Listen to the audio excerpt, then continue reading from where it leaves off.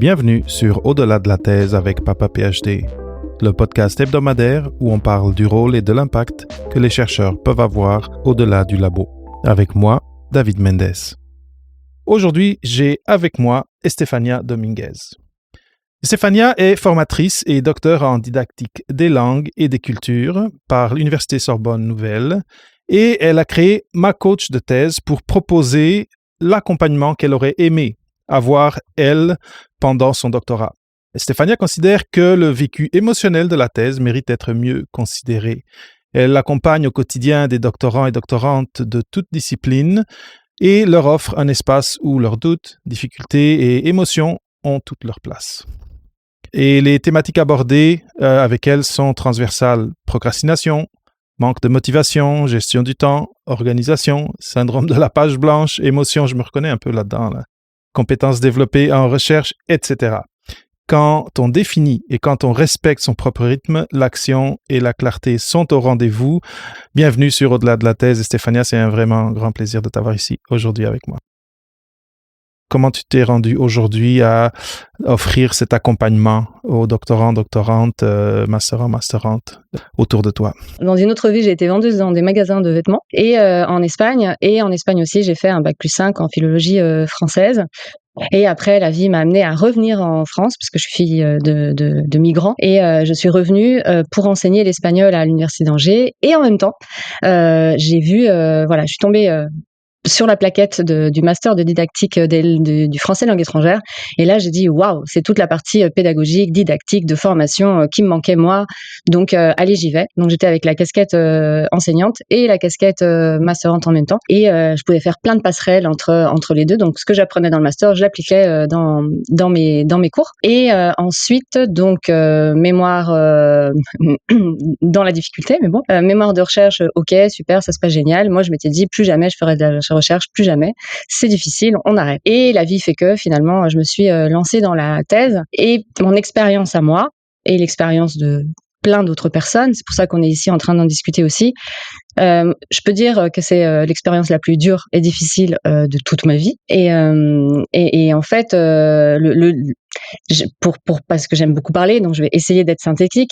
Le tout début a été extrêmement difficile. Bon, tout a été difficile, mais le début a été difficile parce qu'il y avait cette partie d'isolement. J'étais perdue, j'avais pas tout à fait les codes, on n'est pas complètement prêt pour toutes les tâches qu'on doit faire. Et il y avait aussi tous ces aspects de boulimie de lecture. Moi-même, syndrome d'imposture plus qui m'a accompagnée même jusqu'à la fin de la thèse. Repli sur soi-même aussi. On s'isole. À un moment donné, on voit les autres qui avancent et on se dit, moi, je suis la seule sur la face de la Terre à vivre ça. Et en fait, c'est pas du tout ça. C'est pour ça que c'est important qu'on en parle aujourd'hui. Donc voilà. Peut-être, je dirais pour finir, il y a eu un élément marquant, c'est que je pense que j'étais en 3e ou 4e année de thèse, j'avançais pas depuis des mois et je dis j'en peux plus, j'arrête, je veux plus m'infliger ça.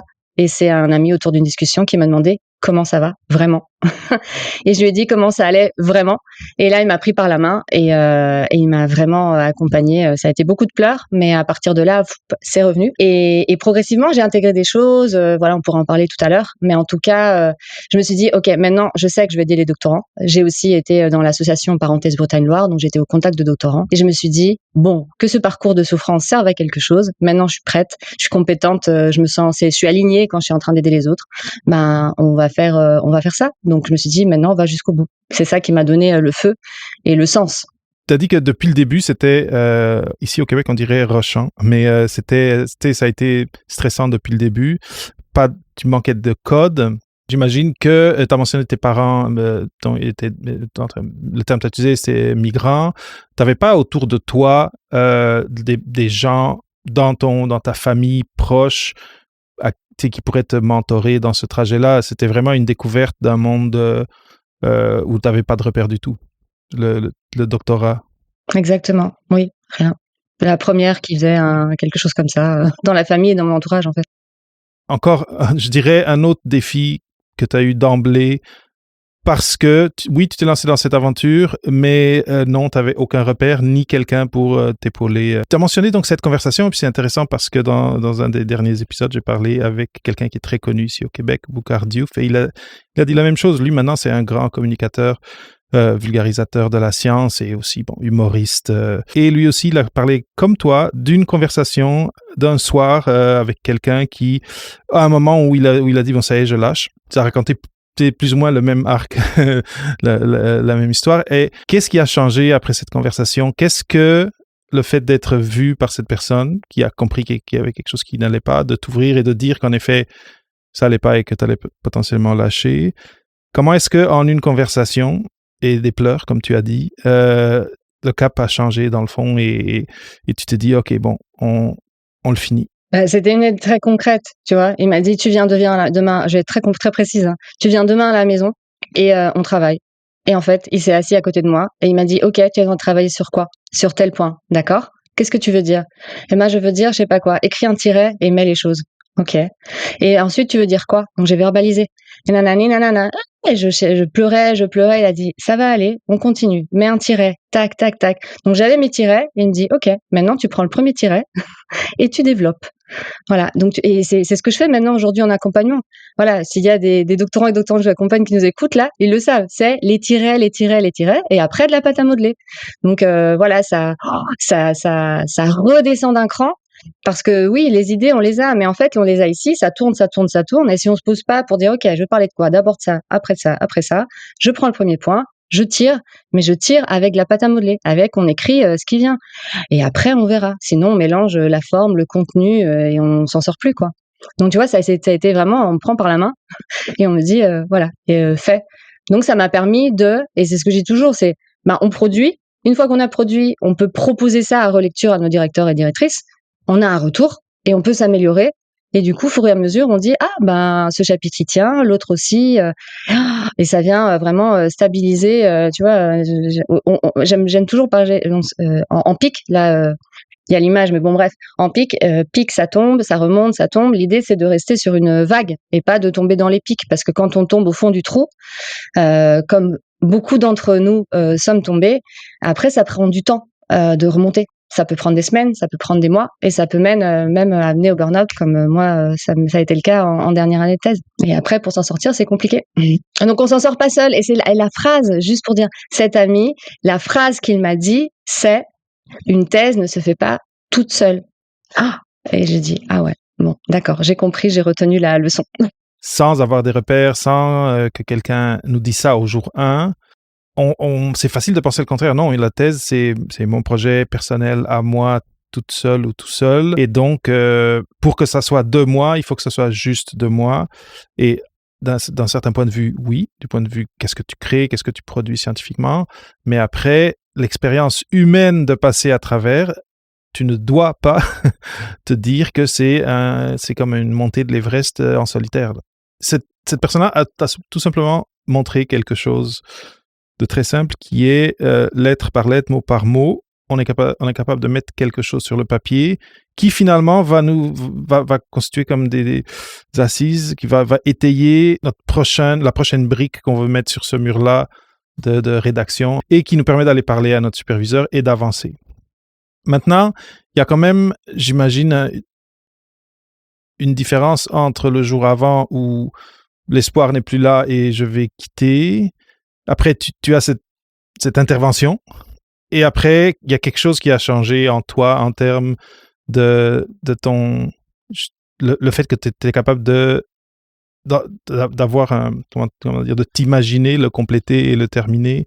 Est-ce que tu penses qu'on pourrait un peu reculer en arrière et comprendre c'est quoi cette spirale émotionnelle de descente aux enfers, de je suis toute seule, je suis incapable tout le monde autour de moi est tellement meilleur que moi et qui mène souvent à cette idée de je vais arrêter.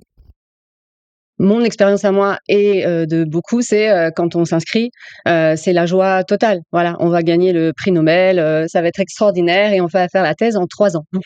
Déjà en sciences humaines et sociales, ça se fait pas, c'est pas possible. Et après, progressivement, on se rend compte de la masse de travail que ça suppose et on a des choses qu'on ne maîtrise pas, qu'on ne connaît pas encore et qu'il faut connaître. Sauf que voilà, si on reste dans notre petite grotte et on sort pas de la grotte, on fait des minuscules pas qui donnent pas de résultats. Et c'est vraiment voilà, moi je me souviens, première année, j'avais fait un colloque, ma directrice me dit: «Mais non, c'est trop tôt», mais j'avais envie.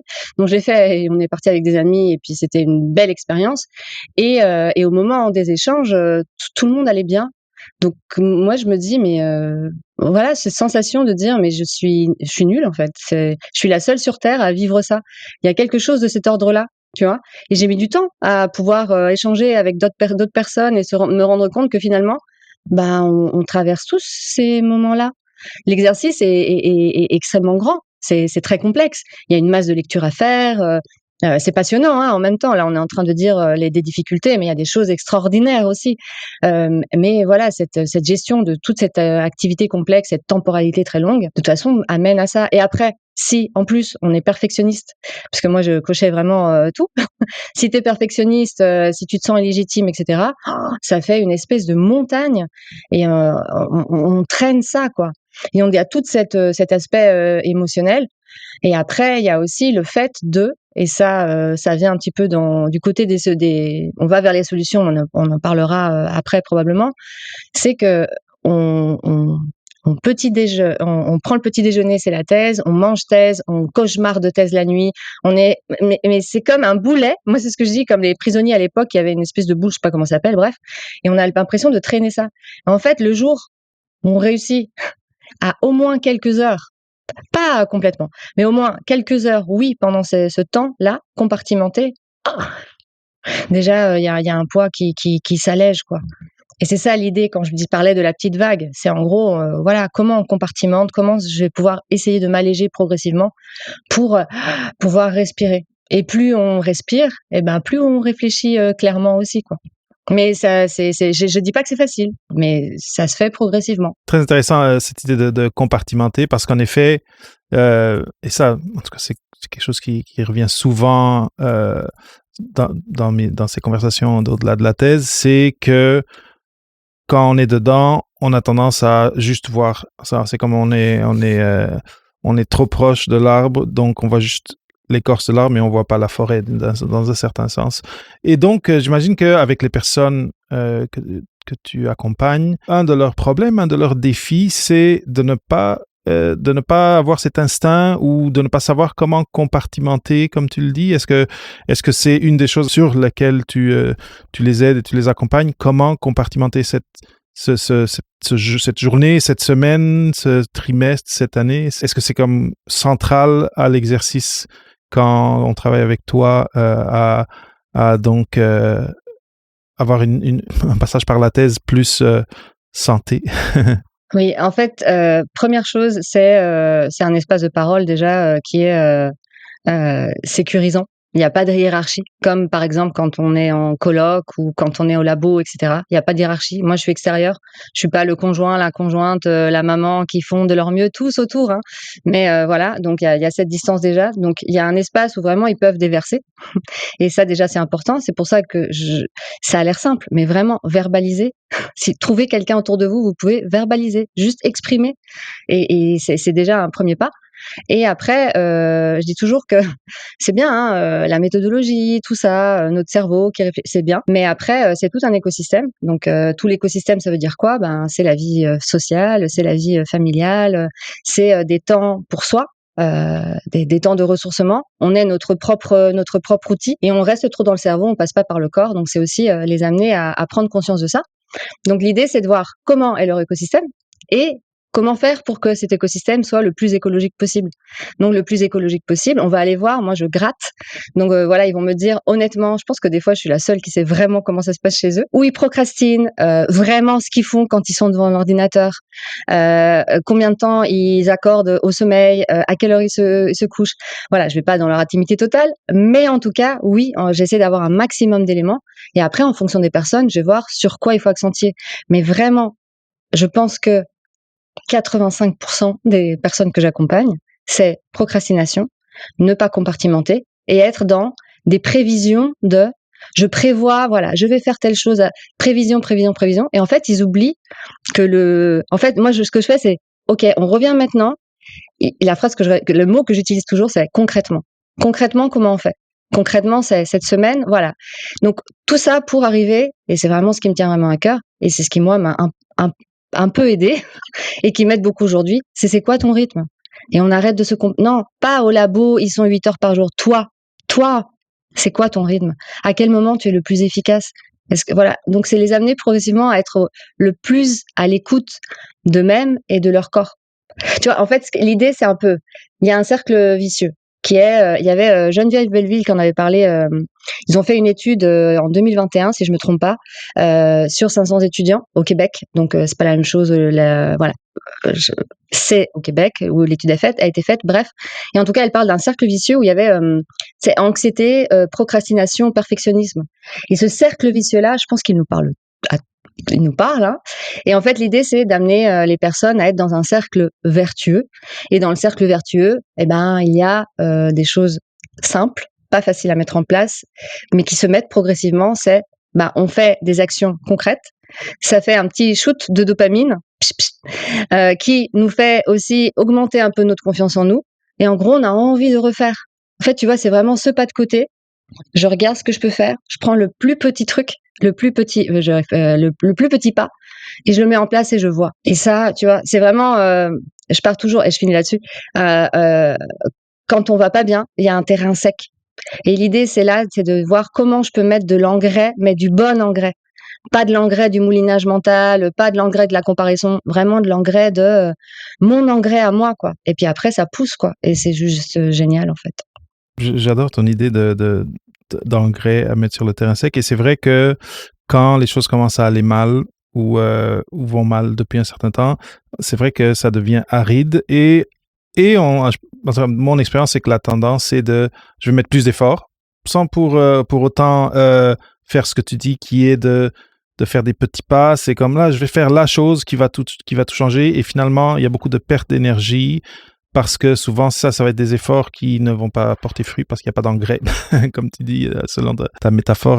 Non, j'aime ça vraiment beaucoup. Tu as aussi t'as mentionné quelque chose qui de par le système dont on parle, ce système du doctorat, étant donné qu'on est tous chacun dans notre projet, on s'imagine que l'autre personne à côté, tout fonctionne super bien, tout va super bien dans leur vie personnelle, sociale, amoureuse, etc. Mais surtout scientifique, ça va bien. Et moi, je suis pas aussi bon. Comment est-ce qu'on fait pour donner chaque jour un peu moins d'importance à cet instinct de comparaison que je pense on a tous à la fin?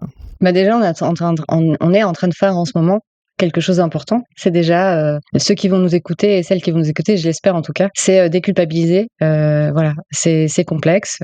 Et puis, il y en a beaucoup qui passent par des situations difficiles. Et cette odyssée émotionnelle est là.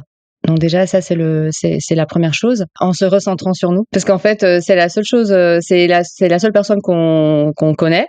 Mieux se connaître et puis pour avancer. En fait, c'est OK. J'évacue tous mes rétroviseurs et puis mes satellites qui sont en train de regarder ou de penser comment font les autres. Je me resitue sur moi. Et c'est un peu ce qu'on disait tout à l'heure. Hein. C'est moi, comment je peux faire. Et le plus important, parce qu'il y a la comparaison, mais il y a aussi ce que je disais tout à l'heure, tu vois, le fait de se projeter, être toujours en mode je me projette. En fait, vraiment, si là, tout de suite, les doctorants et doctorantes qui nous écoutent, vous pouvez contrôler la semaine prochaine, mais vous pouvez pas contrôler les 8 mois prochains. Ça, je le vois très souvent. Non, mais il faut absolument, déjà le il faut, ça, voilà, ils savent qu'avec moi le il faut, on le dégage. C'est voilà, il faut absolument que je finisse le chapitre à telle date puisque sinon c'est foutu. Il faut absolument que non, il faut rien du tout. Déjà, on évacue ça, on revient. Qu'est-ce que tu choisis? Donc là, qu'est-ce qu'on peut contrôler? On peut contrôler une semaine. Donc déjà dans cette semaine, c'est quoi l'objectif principal que tu voudrais atteindre? Et en gros, après, OK, qu'est-ce que tu peux faire lundi? Qu'est-ce que tu peux faire mardi? Est-ce que tu travailles aux bonnes heures ou pas? Est-ce que tu te forces parce que les autres sont au labo en 8 heures et puis toi, tu veux rester juste pour faire bonne figure? Est-ce que c'est utile ça pour toi? Mais vraiment, la quantité de temps, la déperdition de temps, qui est une déperdition de temps, qui est aussi finalement un impact direct sur la santé mentale, c'est de continuer au travail, d'être dispersé et de ne pas être qu'au travail, en fait.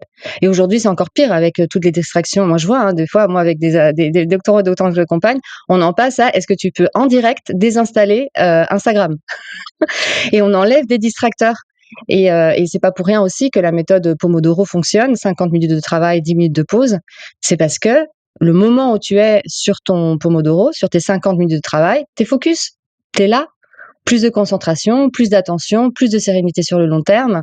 Voilà, ça s'intègre progressivement. Et en fait, plus tu es aligné avec ton rythme à toi et sur un contrôle, j'aime pas le mot contrôle, pour ça j'ai dit plusieurs fois, sur une gestion, sur voilà, tu prends cette semaine et tu vois ce que tu fais dans ces semaines. Et à la fin de la semaine, moi c'est ce que je fais dans mon accompagnement, on applique, on teste et on réajuste. Voilà, et on prend pas le temps en test de réajuster.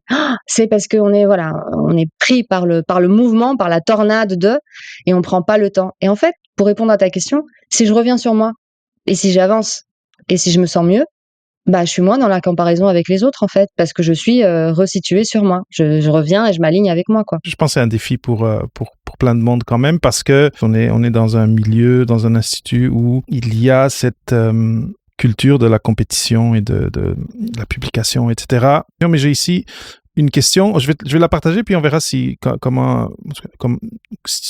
on peut y répondre, de Yves Loiseau, qui demande: les actions concrètes, les petits pas qu'évoquait Stéphania, suffisent-ils pour gérer le côté émotionnel, les angoisses, la psychologie du doctorant, ou bien faudrait-il que l'accompagnateur soit aussi un tantinet psychologue? Alors la première chose déjà, c'est si on est dans des circonstances où au niveau de la santé mentale, c'est quelque chose de grave, s'il y a une dépression ou quoi que ce soit, on va voir des professionnels de santé qui sont là pour ça. Ça, c'est qu'on pose bien les choses. Là, dans la question, j'entends aussi ce qui est le soutien du point de la part des encadrants et des encadrantes. Et en fait, tout à l'heure, tu as nommé la culture de la performance, et je sais plus si c'est, j'ai plus le nom. C'est un comité, un syndicat, c'est au Québec, qui a été publié là il y a très récemment, en octobre 2024, et justement il parlait, j'ai beaucoup aimé parce que remplacer la culture de la performance par la culture du bien-être, et moi j'ai dit waouh, c'est complètement ça. Et c'est vrai qu'on va pas tout remettre sur les épaules des encadrants, mais c'est vrai qu'il y a des défaillances et qu'il y a des situations très complexes, très difficiles, ou des encadrements très mauvais. Il y en a aussi des bons, d'accord. Et là, j'aurais juste envie de dire que des fois, juste qu'on en revienne à l'humanité, et c'est-à-dire que quand voilà, s'il y a des encadrants et des encadrantes qui nous écoutent, poser la question aux doctorants et doctorantes de comment ça va, et écouter leurs réponses, c'est déjà quelque chose. Pareil dans les mails que vous écrivez, combien de fois, plein de témoignages, voilà, j'ai envoyé ça, et puis dans les commentaires, c'est bof, à creuser, nanana, et aucun mot d'encouragement, rien. Mais est-ce qu'on se rend compte que ce genre de mail peut te faire, moi ça m'est déjà arrivé, ça peut te faire passer des semaines où t'es au fond du trou, tu veux rester dans ton lit et ne plus en sortir. Donc, tu vois, des fois, j'ai envie de dire, voilà, je sais que la bienveillance est aujourd'hui, tout le monde dit, on en parle trop, c'est le monde des bisounours. Ouais, mais on est humain. Et franchement, quand quelqu'un te demande comment ça va, il t'écoute. Et quand quelqu'un te met un mot d'encouragement, ça peut changer ta vie, c'est tout, hein. C'est comme quand on est enfant à l'école. Et il suffit d'un mot d'un enseignant qui t'ait dit ce jour-là. J'en parlais ce matin à la sortie de la Zumba, et elle me disait, il y a une prof, elle m'a dit telle phrase, et elle m'accompagne encore aujourd'hui. Donc, on est juste en train de dire, voilà, un peu d'humanité, ou beaucoup, s'il vous plaît. On parlait au tout début de comment la personne t'a dit que le doctorat n'est pas quelque chose qu'on fait seul. Et bon, pas tout le monde. Bon, idéalement, tout le monde pourrait travailler avec toi et t'avoir comme pour les accompagner dans leur doctorat. Mais après, il y a aussi le jour. Est-ce que tu as vu des bons exemples, ou tu as des bons conseils pour comment, depuis le jour 1 de son doctorat, s'assurer qu'on n'est pas seul, s'assurer qu'on a des gens autour de nous qui ne sont pas notre encadrant, par exemple, et qui peuvent avoir une espèce de rôle de mentor, ou d'au moins de père, donc personne avec qui vous n'êtes pas sur le même projet, potentiellement même pas sur le même labo, mais peut-être vous rédigez ensemble, ou vous mettez des objectifs ensemble, et après vous vous tenez à jour sur l'avancement de l'un et de l'autre. Est-ce que c'est quelque chose auquel tu as réfléchi, et où tu as vu des gens avec qui tu as travaillé qui avaient des bons instincts, des bonnes pratiques là-dessus? Oui, complètement. Ce que tu dis, c'est fondamental, en fait. C'est parce que, par exemple, moi, pendant mon doctorat, donc déjà, il y avait l'association. où là, on a vu l'importance que ça a, le collectif. Donc on organisait une journée, par mois pour travailler en Pomodoro. C'est incroyable la force du collectif parce qu'on est là, chacun sur ses tâches, mais au même endroit. Et quand on voit, quelqu'un qui atteint un objectif, parce qu'on collait des objectifs, sur une vitre, si on était en train d'avoir une difficulté pour finir notre propre objectif, on se dit: «Oh, il a réussi, allez, moi aussi je vais essayer». Donc oui, et ça peut se recréer aussi, avec des doctorants, amis, ou c'est possible, c'est recommandable, et franchement, si on fait ça dès le début, mais ça change complètement la donne, quoi. Moi, ça, je l'ai eu plus tard, mais si je l'avais eu dès le début, c'est extraordinaire, en fait. Oui, oui, et après, avec quand même un cadre, même si c'est un autre mot que j'aime pas, avec des bornes, voilà, avec des bornes délimitées de temps. Et il y a une importance extrêmement importante, merveilleux. C'est important aussi, je veux dire, la fixation d'objectifs, en fait. Et ça, c'est un truc qui prend vraiment du temps pour réussir à formuler des objectifs qui soient vraiment smart, qui soient vraiment accessibles. Parce que généralement, on entend souvent, bon, mon objectif de la semaine, c'est écrire le chapitre 1. Ça veut rien dire. Donc voilà, c'est progressivement travailler ça. Donc oui, trouver du soutien, même hors universitaire, c'est-à-dire même avec quelqu'un qui soit pas un doctorant. Je veux dire, déjà, la première chose, c'est pouvoir s'exprimer et être entendu. Donc déjà, ça, c'est la base. Et ensuite, si on peut être avec des personnes dans un même endroit, et peut-être aussi en Skype. Nous, on était un groupe de 15 personnes sur Skype, et c'est encore, aujourd'hui, c'est un groupe d'amis, et on travaillait ensemble. Moi, j'ai écrit mes meilleures pages de thèse entre 1h du matin et 3h du matin avec les 2-3 chouettes de nuit, parce que la plupart étaient des oiseaux de jour, et nous, on était de la nuit, et c'était génial, quoi. Voilà, mais toujours avec ce respect des pauses. Oui, se sentir accompagné, c'est fondamental, quoi. Ben, là, tu viens de mentionner un point très important, qui est, d'apprendre c'est quoi son rythme. Toi, tu as compris que tu étais une chouette de nuit. Et après, c'est de trouver des gens qui le sont aussi pour qu'on puisse travailler ensemble. Trouver d'autres chouettes. Oui. Maintenant, il y a un autre point qui est important et qui, en tout cas, pour moi, j'ai senti que c'était un défi. Mais donc, j'imagine que après toutes ces années de papa PhD, de comprendre que c'est pas juste moi qui ai eu ces problèmes-là, j'imagine que c'est pas juste moi qui a ce défi-là, c'est la communication avec son superviseur ou sa superviseure. Et j'aimerais savoir si tu as des conseils à partager là-dessus, parce que souvent, ces barres trop hautes qu'on se met, ces objectifs irréalistes qui finalement nous font qu'on est en train de pédaler bien trop vite pour aller nulle part. Souvent, ils naissent de notre comme prévision ou de notre imagination de ce que le superviseur, l'encadrante espère de nous, et que finalement, si on avait une bonne communication avec, ça pourrait nous aider à peut-être à couper ça en étapes, au lieu de se dire, ben il veut ça, et là, je vais pas lui parler avant d'avoir ce résultat-là. Donc, couper en étapes, ou bien aussi juste de recadrer, de mettre ça plus réaliste. Est-ce que ça aussi, c'est quelque chose que tu vois que les gens qui viennent vers toi ont comme défi? Complètement. Et en fait, ça change tout. Quand on réussit à recréer le lien, parce que des fois, quand ils arrivent chez moi, c'est parce qu'ils n'ont plus le lien. Mais quand il y a une ouverture qui se recrée, un dialogue qui se recrée, ça change vraiment les choses. Et en fait, comme tu me demandais, est-ce qu'on peut dire des choses aux personnes par rapport à ça, à la pression qu'on se met nous-mêmes, et ne pas être dans l'anticipation. Ça passe déjà par des choses qui des fois sont évidentes, mais qui ne se font pas. C'est de décider comment ils vont collaborer.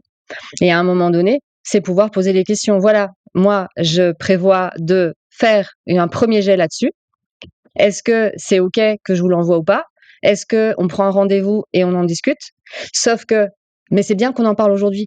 Parce que quand tu es au tout début, tu penses même pas à ça. Tu dis, il faut que j'ai un truc bien carré, sinon elle va lire et puis elle va penser que je suis pas faite, elle va me dire, faut arrêter la thèse. Moi, j'ai pensé plein de fois ça. Je dis, non, je dois absolument faire le truc, sinon elle va se rendre compte que je suis pas légitime et que je dois partir parce que je suis pas faite pour ça.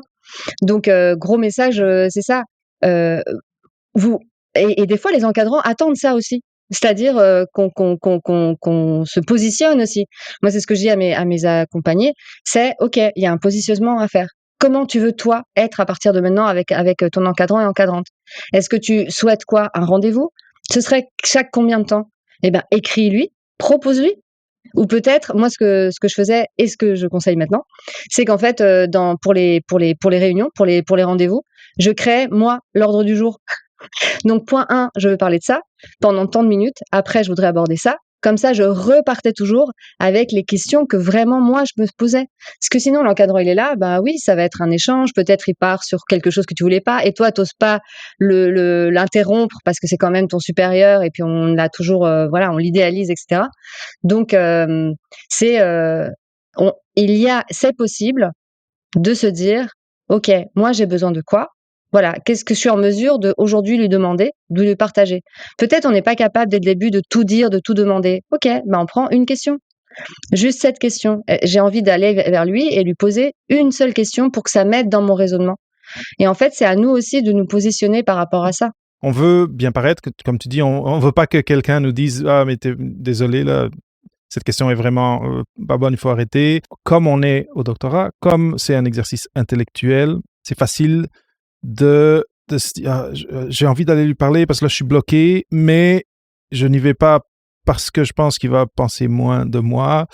Et après ça passe un jour, une semaine, 2 semaines, et après là ça commence à être problématique parce que tu n'avances pas dans ton projet à cause de cette émotion, de ce conflit intérieur de si je demande ça, je suis en train d'ouvrir le flanc et de démontrer que je ne suis pas assez bonne, assez bon. Est-ce qu'il y a une façon de démonter ça en soi, une approche, une phrase, une question ou un mode d'aborder ça à l'intérieur de soi pour dépasser cette barrière qui souvent est très forte?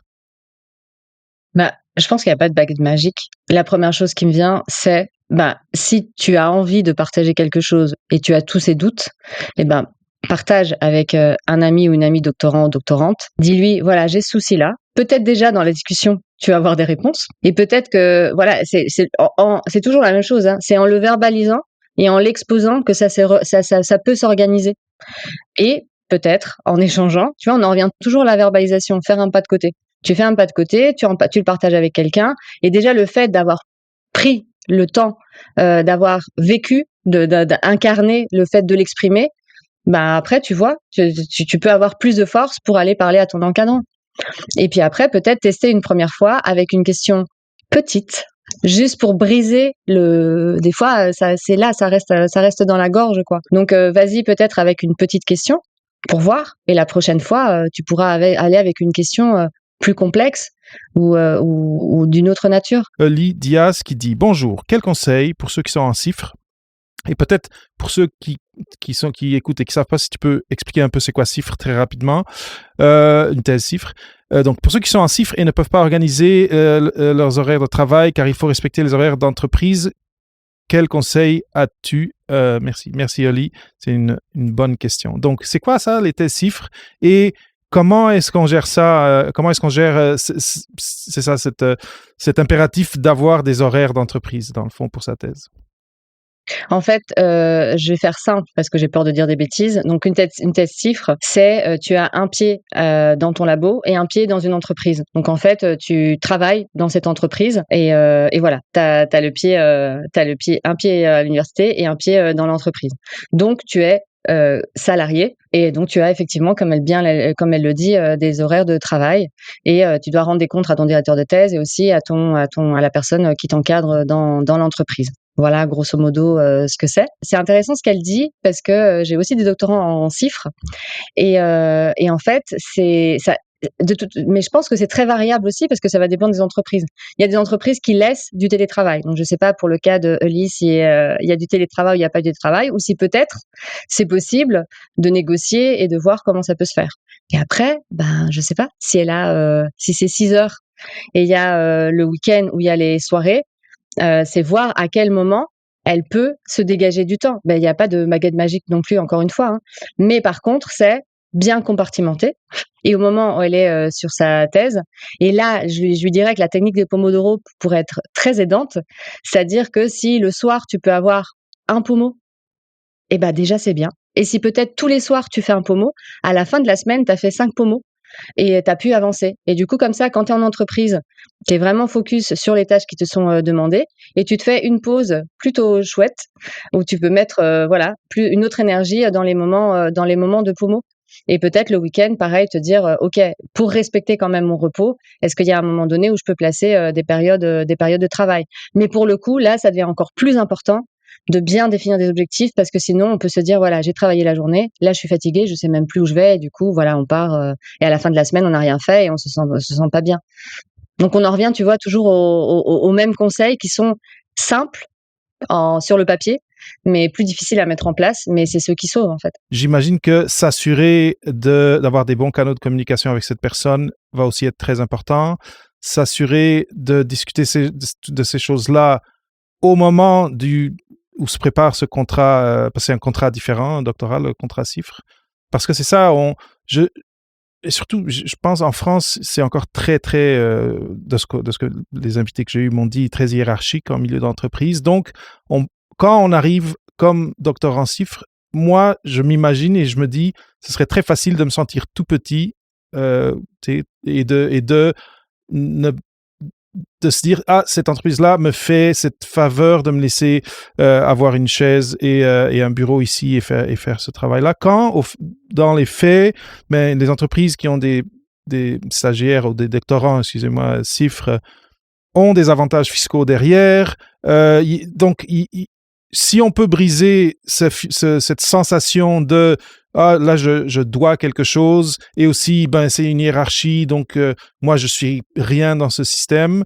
Je pense que c'est important de faire ça tôt dans le processus, de trouver c'est qui ta personne où tu peux t'ancrer et tu peux tous les jours communiquer et avec qui tu peux avoir ces conversations, Oli, parce que c'est des cultures très différentes, tu es en apprentissage et ça peut très vite terminer, ce contrat il termine, et si tu n'as pas négocié ça, parce que je pense que au fait, être en entreprise, c'est aussi une occasion d'apprendre cette culture-là, et négocier, ça fait partie. Donc moi, je ne sais pas ce que tu en penses, Stéphania, mais de tout de suite briser cette idée peut-être préconçue ou ce stéréotype comme quoi, ah, je suis une petite doctorante, un petit doctorant dans une grande entreprise avec des gens importants. Je pense que c'est important de le faire assez tôt et de trouver tes alliés ou en tout cas les personnes avec qui tu vas pouvoir avoir une bonne communication et mettre en place, comme tu dis par exemple, du temps en présentiel et du temps à la maison de travail par exemple. Stéphanie, est-ce que ça t'évoque quelque chose, ça? Ça me fait surtout penser à un cas d'une doctorante, qui était en CIFRE et moi, des expériences comme ça en CIFRE, ce que j'ai compris, c'est aussi, que c'est très important que le dialogue entre, la partie qui est à l'université, l'encadrant, l'encadrante et la personne qui chapeaute justement le doctorant et la doctorante, soit en dialogue. Et des fois, ce dialogue, déjà à ce niveau-là, il est compliqué. Donc, ça donne aux doctorants encore plus de difficultés. Et après, pour cette doctorante concrètement à laquelle je pense, l'idée, ça a été d'avoir un moment, et elle l'a demandé, pour pouvoir expliquer à l'équipe ce qu'elle faisait. Parce qu'en fait, il y avait des choses qu'ils attendaient d'elle, mais qu'elle, pour protéger sa recherche, ne pouvait pas transmettre. Donc, clarifier quel est son rôle, pourquoi, voilà, quelles sont ses tâches, quel est son rôle. Et ça a tout changé. Tu vois, c'était un petit truc, mais qui a eu une valeur absolument fondamentale pour la suite de son évolution dans l'entreprise. Voilà, ça a changé les regards. Et c'est un très bon conseil. Oli, j'espère que ça t'aide. Moi, je pense que c'est pour les gens qui sont dans ce entre deux ou même en stage entreprise pendant leur doctorat, comme ces deux mondes très différents, deux cultures très différentes, prendre ce temps de créer un pont et ou de traduire qu'est-ce qui est en train de se passer et de ne pas juste s'attendre à ce que parce qu'ils m'ont embauché, ils savent qu'est-ce qui se passe ou ils savent quoi attendre. Il faut prendre un peu les rênes et se dire bon là il faut que je fasse un peu un travail de vulgarisation et il faut que je m'assure moi d'avoir les bons contacts et d'avoir les bons canaux de communication. Eddie. Merci beaucoup. Merci à toi, Oli, d'avoir été ici, d'être ici avec nous. C'est vraiment, en tout cas, je trouve ça super de pouvoir répondre en direct à des questions comme ça. Et Stéphania, on arrive vraiment à la fin de notre conversation. C'était un point intéressant. D'ailleurs, ça me fait penser que les doctorants, doctorantes, aujourd'hui, si vous écoutez et que vous venez de commencer, vous êtes dans votre deuxième année et que vous avez une possibilité d'aller faire un stage du côté privé, n'hésitez pas. Si c'est fait, si ça existe autour de vous, si c'est habituel, faites-le parce que vous allez gagner beaucoup avec ça.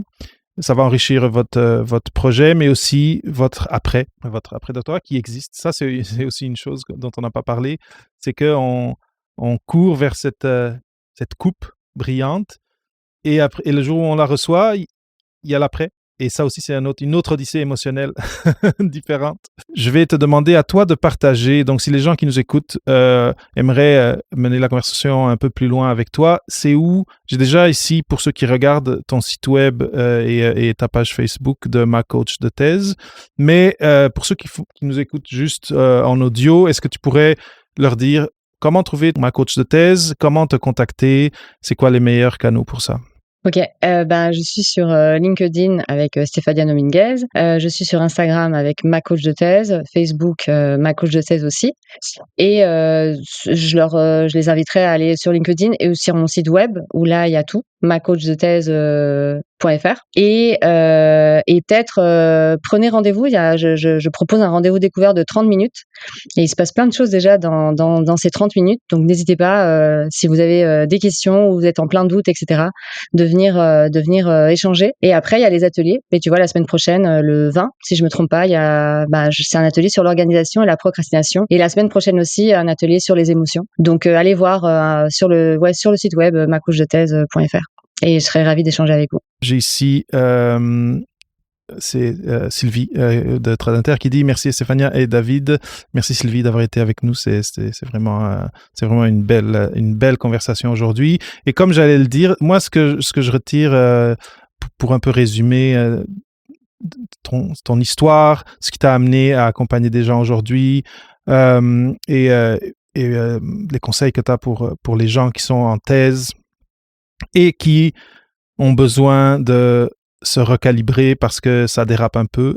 C'est, numéro 1, ne pensez pas que c'est un exercice en solo.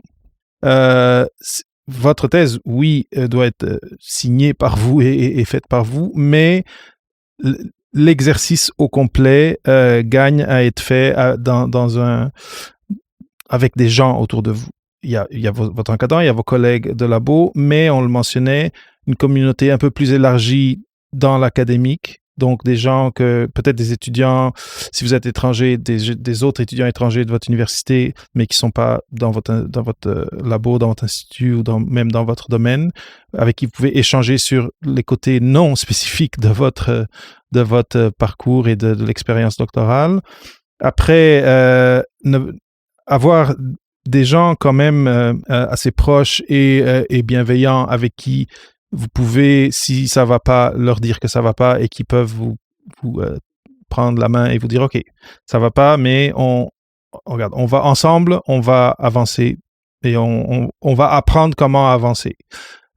Donc ça c'est une autre chose. Donc ne pas s'isoler dans une espèce d'instinct de comment dire, c'est ça. C'est pas j'allais dire fierté, mais aussi en tout cas, une fierté mal placée à je vais faire ça tout seul. Il faut des gens, il faut un espèce de coussin émotionnel à quelque part. Et après, le mot qui ressort dans tout ça pour moi, je vais dire deux mots. Un, compartimenter. Donc, avoir des moments pour sa thèse, mais après avoir des moments pour d'autres choses, pour sa vie. Mais après, dans sa thèse, avoir apprendre à, oui, mettre des objectifs un peu plus loin, mais être capable après de dire, OK, cet objectif plus loin, aujourd'hui, ça a l'air de quoi sur mon calendrier Google? Ce mois, qu'est-ce que j'aimerais avoir à la fin de ce mois? OK, alors quelles étapes il faut que je mette logique pour me rendre là, versus avoir juste cet objectif très loin et après stresser parce que ça n'avance pas. Et donc, ça, c'est en termes de créer des compartiments, c'est ça. Et de l'autre côté, c'est communiquer. Donc, avoir des canaux de communication ouverts avec son encadrant, son encadrante, mais aussi avec ses pairs à côté de soi. Et après, bon, on n'en a pas parlé, mais aussi, si on est loin, si on est, moi, comme mon cas, loin de son pays, de ses amis d'enfance, de sa famille, de les garder aussi ces canaux ouverts parce que, comme je disais, ce coussin, ce coussin émotionnel, il va vous permettre, il va vous aider à des moments sombres à vous ressourcer et à prendre, comme tu disais, ce petit pas de côté pour recalibrer versus vous dire bon ben je lâche parce qu'il n'y a rien qui ne va plus. Je ne sais pas si j'ai manqué quelque chose, Stéphania, avec dans mon résumé, mais si tu veux ajouter quelque chose, un mot de la fin, un mot de motivation, je te laisse le micro. Je te pique, si tu me permets, le coussin émotionnel. J'adore cette image, tu vois, parce qu'il y a la douceur dans ça, tu vois, et ça permet, moi, je vois le mouvement d'apesanteur, de douceur. Tu as très bien résumé, donc je vais pas revenir sur ce que tu as dit. Et peut-être, j'ai envie de dire aux personnes qui nous écoutent, prenez là, tout de suite, 30 minutes peut-être, et une feuille, et vous vous dites, OK, c'est quoi mon rythme? Qu'est-ce que je décide là pour les 7 prochains jours? Et concrètement, comment j'applique? Juste tester et voyez ce que ça fait dans une semaine. Donc, mettez-vous en action et on va voir si et vous m'en direz des nouvelles. Voilà, c'est ne nous croyez pas sur parole, essayez de l'appliquer et surtout, j'ai envie de leur dire, on vous comprend et vous n'êtes pas seul. Ben, c'est un super beau mot de la fin. Et c'est ça, n'hésitez pas à contacter Stéphania sur LinkedIn ou sur les liens qu'elle a partagés. macoachdethèse.fr, c'est son site web. Et c'est ça, je suis sûr ce sera un plaisir pour elle de répondre à toutes vos questions. Et Stéphania, c'était vraiment un plaisir. Je suis vraiment content d'avoir pu explorer ce côté plus intérieur ou plus interne de l'expérience doctorale. Les questions qu'on a eues, je pense que reflètent l'intérêt de cette thématique. Et c'est ça, j'ai bien hâte de partager cette conversation avec l'auditoire d'Au-delà de la thèse. Donc, merci énormément. Et une bonne continuation pour tes projets. Et j'espère que tu aides de plus en plus de monde. Merci à toi pour cet espace de parole bienveillant. Merci d'avoir écouté ce nouvel épisode d'Au-delà de la thèse avec Papa PhD, cette semaine avec Estefania Dominguez. Si tu aimerais parler directement avec moi comme Mathilde l'a fait, tu peux maintenant le faire sur skool.com/papaphd, une communauté que je viens de créer et à laquelle, en ce moment, tu peux adhérer gratuitement. Tu auras l'occasion de me poser tes questions, tu auras accès à des cours exclusifs et à une communauté de gens comme toi qui cherchent à trouver les meilleures pratiques pour naviguer leur transition vers le monde du travail après leur doctorat. On t'attend sur skool.com/papaphd. À bientôt!